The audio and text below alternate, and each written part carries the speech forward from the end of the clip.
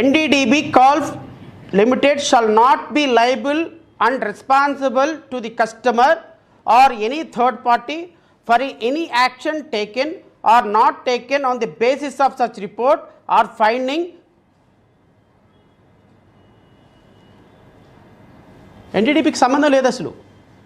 We are not responsible for any such remarks made by any party.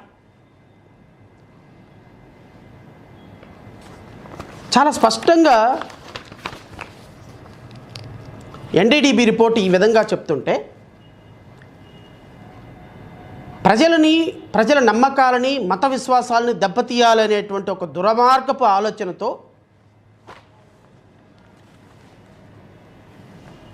శ్రీవారి ప్రసాదాన్ని, వెంకటేశ్వర స్వామి ప్రసాదాన్ని కుట్రపూరితంగా కలియుగ దైవం యొక్క ప్రతిష్టని ఈరోజు ప్రపంచవ్యాప్తంగా టార్నిష్ చేసి ఇమేజ్ని, ప్రసాదాన్ని జోకులు వేసుకుంటూ తినే స్థాయికి తీసుకొచ్చింది మీ కూటమి ప్రభుత్వం కాదా?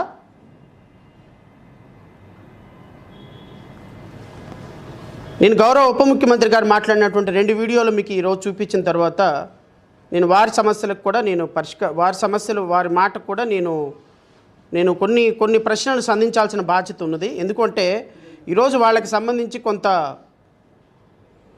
కాన్స్టిట్యూషన్ కూడా చదివి వినిపించాల్సిన బాధ్యత ఉంది.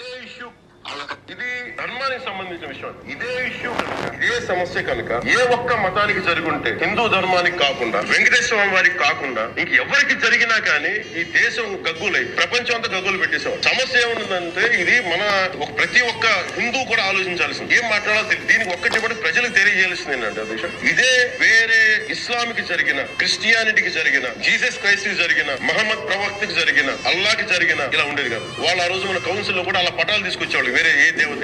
బికాజ్ ఇది హిందువులు కాబట్టి వీళ్ళ కులాలతో ముక్కలుగా అయిపోయి ఉంటారు కాబట్టి హిందువులు తమ మతాలను ఎడాపెడా వీళ్ళు జోకులు వేసుకోగలరు కాబట్టి దీనికి సీరియస్నెస్ లేదు. Before blaming anybody else, every Hindu has to take a responsibility for this. Every Hindu.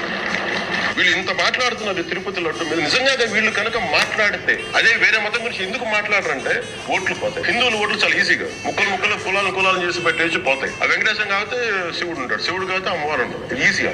ఇది ధర్మానికి సంబంధించిన విషయం. ఇదే ఇష్యూ రాష్ట్ర ప్రజలారు ఒకసారి గమనించండి. గౌరవ ఉప ముఖ్యమంత్రి గారు మాట్లాడిన సందర్భంలో ఇది ఒక ధర్మానికి సంబంధించిన విషయం, ఒక హిందువుకి సంబంధించినటువంటి అంశం.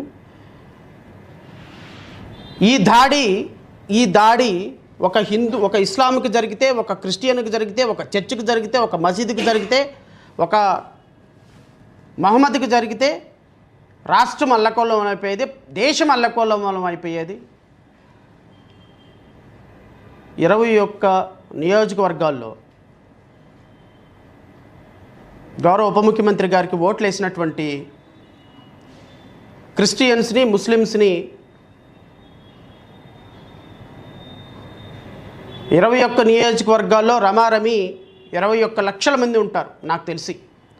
కాన్స్టిట్యున్సీలో ఒక 50,000 మంది ముస్లిమ్స్, ఒక 60,000 మంది క్రిస్టియన్స్, లేకపోతే 60,000 మంది క్రిస్టియన్స్, 30,000 మంది ముస్లిమ్స్ ఉంటారు. అంటే రమారమి వారికి ఓట్లు వేసినటువంటి 21 నియోజకవర్గాల్లో ఉన్న 22-23 లక్షల మంది ముస్లిమ్స్ని, క్రిస్టియన్స్ని అడుగుతున్నా, ఈ వ్యక్తికా మీరు ఓటేసింది? ఈ వ్యక్తికేనా మీరు ఓటేసింది? సిగ్గేమని ఉందా మనకి? ఒక రాజ్యాంగబద్ధమైనటువంటి పదవిలో కూర్చొని మా హిందూ ధర్మానికి జరిగితే మేము ఊరుకోవాలా? మీ క్రిస్టియన్స్కి జరిగితే ఊరుకుంటారా? మీ ముస్లిమ్స్కి జరిగితే ఊరుకుంటారా? మీ మహమ్మదులకి జరిగితే ఊరుకుంటారా అన్న ఉప ముఖ్యమంత్రి ఈ దేశ చరిత్రలో, ఈ దేశంలో ఎవరైనా ఉన్నారా? ఈ దేశ చరిత్రలో, ఈ దేశ రాజకీయ చరిత్రలో ఒక కాన్స్టిట్యూషనల్ పోర్ట్లో 5.5 కోట్ల మందికి ఒక మంత్రిగా, ఒక ఉప ముఖ్యమంత్రిగా కూర్చొని 5.5 కోట్ల మందికి ప్రతినిధిగా ఉండాల్సినటువంటి అసెంబ్లీలో 5.5 కోట్ల మంది కట్టేటువంటి హిందువులు పన్నులు కట్టడం లేదా? ముస్లిమ్స్ పన్నులు కట్టడం లేదా? క్రిస్టియన్స్ పన్నులు కట్టడం లేదా? మీ ట్రెజరీలో పడే 1 రూపాయి మీరు కారులో వాడే ఒక పెట్రోలు ఏ క్రిస్టియన్ సబ్బు కొంటేనో, ఏ క్రిస్టియన్ సినిమాకి వెళ్తానో, ఏ ముస్లిము హోటల్కి వెళ్తానో వచ్చిన ట్యాక్స్లో నుంచి డబ్బన్న మినిమం కామన్ సెన్స్, మినిమం ఇంగిత జ్ఞానం లేని ఒక డమ్ ముఖ్యమంత్రి, ఉప ముఖ్యమంత్రి కాదా నీవు? ఒక కాన్స్టిట్యూషనల్ స్పిరిట్ లేని ఒక ఒక ఒక శుద్ధ ఇంకా నా నోటికి ఇంకా పెద్ద పెద్ద మాటలు వస్తాయి, ఇంకా చాలా తమాయించుకుంటున్నాను నేను.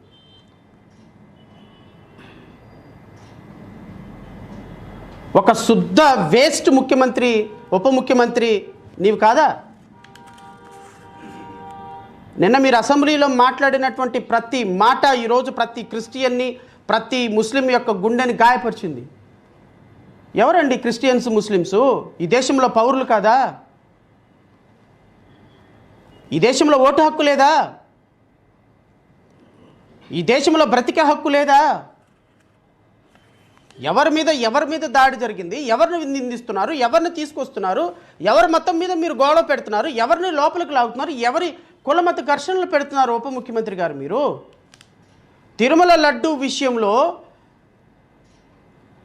అసలు జరిగిన కల్తీకి, మీరు చెప్పబడుతున్న కల్తీకి హిందూ ముస్లిమ్స్కి క్రిస్టియన్లకి ఏం సంబంధం సార్?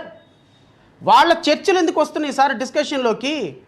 వాళ్ళ మసీదులు ఎందుకు వస్తున్నాయి సార్ డిస్కషన్లోకి? వాళ్ళ దర్గాలు ఎందుకు వస్తున్నాయి సార్ డిస్కషన్లోకి? అంటే హిందువులు వేరు, ముస్లిమ్స్ వేరు, క్రిస్టియన్లు వేరు మీ దృష్టిలోనా? రాజ్యాంగం మీద మీరు ప్రమాణం చేసి ఉప ముఖ్యమంత్రి అయ్యి, రాజ్యాంగం మీద ప్రమాణం చేసి మీరు ముఖ్యమంత్రి అయ్యి, ఆయనంట బైబిల్ పట్టుకున్నాడంట కరుణాకర్ రెడ్డి, కాబట్టి ఆయన పనికిరాడంట. ఎవరిని అవమానిస్తున్నారు సార్ ఉప ముఖ్యమంత్రి గారు, ముఖ్యమంత్రి గారు మీరు? అంటే బైబిల్ పట్టుకున్న వాళ్ళు చేతకాని వాళ్ళలాగా, తెలివిలేని వాళ్ళలాగా, మీకు ద్రోహుల్లాగా, టెర్రరిస్టులాగా కనపడుతున్నారా ఈ దేశం, ఈ రాష్ట్రంలో? ఆ పైన కూర్చున్న ఉప ముఖ్యమంత్రి చర్చలన్నీ పడగొడుతుంటే లేవని నోరు ఇప్పుడు లెగుస్తున్నాయే. ఏం జరిగిందని లెగుస్తున్నాయి అంటున్నా నేను. ఎవరి ధర్మానికి అన్యాయం జరిగింది అంటున్నా నేను.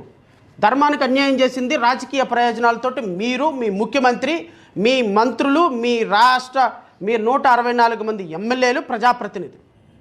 ధర్మానికి అన్యాయం చేసింది మీరు సార్.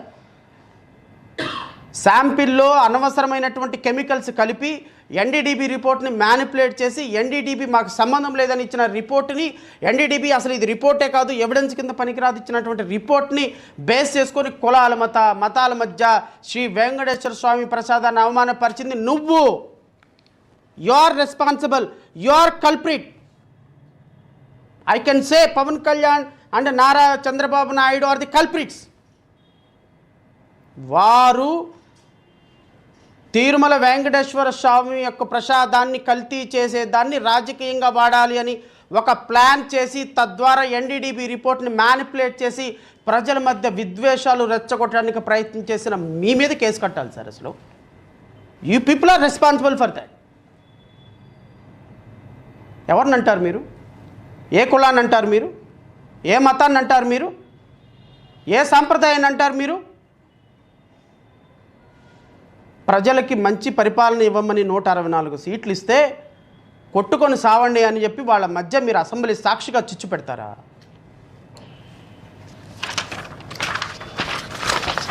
నేను ఇంకొక వీడియో చూపించిన తర్వాత గౌరవ ఉప ముఖ్యమంత్రి గారికి కొన్ని రాజ్యాంగ సూత్రాలు చదివి వినిపిస్తా.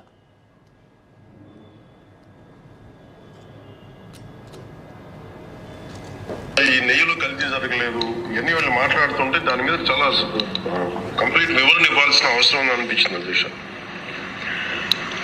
ముఖ్యంగా గత ప్రభుత్వ పాలనలో ఉన్నప్పుడు ఎక్కడా కూడా దేవాలయాల మీద దాడులు జరిగినా, ఇంకోటి జరిగినా ఎక్కడా కూడా మేము దోషుల్ని పట్టుకోండి అని చెప్తా వచ్చాం తప్ప ఎక్కడా కూడా మీరు చేయించారని కానీ, మీరు ఉన్నారని కానీ ఎక్కడ ఎందుకంటే తక్కువ అలా కూర్చోబెట్టి ఎలా పడితే అలా మాట్లాడటానికి బాధ్యత ఉంటాం కాబట్టి అలా మాట్లాడలేదు. అలాగే ఇది కూడా గౌరవ ముఖ్యమంత్రి గారు రోజు ఎన్డీఏ సభలో చెప్పినప్పుడు మాకు కూడా ఏమనిపించిందంటే దీన్ని ఎలాగా అడ్రస్ చేయాలి నాకైతే ఇంటికి వెళ్ళాక నాకు అర్థం కాదు. ఇలాగ యానిమల్ ఫ్యాక్ట్ కూడా కలిసి ఇది ఎన్డీడీబీలో వచ్చింది అని, నేషనల్ డైరీ డెవలప్మెంట్ బోర్డు అంటారు. సో ఇవన్నీ కూర్చోబెట్టి మాట్లాడుతున్నప్పుడు నేను తర్వాత మార్నింగ్ నేను ట్వీట్ చేశాను అధ్యక్షుడు. మీరు ఎందుకు ట్వీట్ చేయాల్సి వచ్చిందంటే వరుసగా నన్ను ట్యాగ్ చేస్తే చాలా మెసేజ్లు వస్తా ఉన్నాయంట. నా ఆఫీస్ నుంచి అన్ని పంపించేటప్పుడు నేను చూసాను ఏం జరిగిందంటే మీరు ఎవరు మాట్లాడరండి, ఇలాంటి రిపోర్ట్ పంపు కూడా మీరు ఎవరు మాట్లాడరు ఏంటంటే, అప్పుడు నా ఉద్దేశం ఏముందంటే దిగి ఈ దేవాలయాలు జరిగే ఇలాంటివన్నీ ఇవన్నీ కూర్చోబెట్టి దీనికి ఒక రక్షణ ఒక సనాతన ధర్మ రక్షణ బోర్డు లాంటి ఉంటే బాగుంటుంది.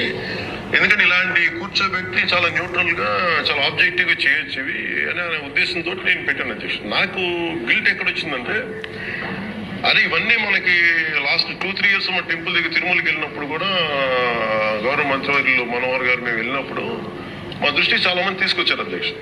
మేమే 2-3 పర్యాలు మేమే మాట్లాడుకున్నాం. సో నాకు అవన్నీ గుర్తొచ్చి అరే మనకి తప్పు జరిగింది తెలిసి మనం దాన్ని సరిగ్గా తీసుకెళ్ళకపోయిన ఒక పశ్చాత్తాపంతో నేను ఒక దీక్ష చేశాను అధ్యక్షుడు. ఆ తర్వాత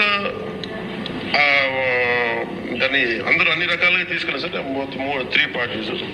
అలాగే మాకు తర్వాత మొన్న గౌరవ ముఖ్యమంత్రి గారు మనకి కేశవ్ గారు మా క్యాబినెట్ లో కూర్చున్నప్పుడు మా దృష్టికి తీసుకొచ్చింది, అసలు ఈ నెయ్యే లేదనేది చాలా స్పష్టంగా తెలియదు.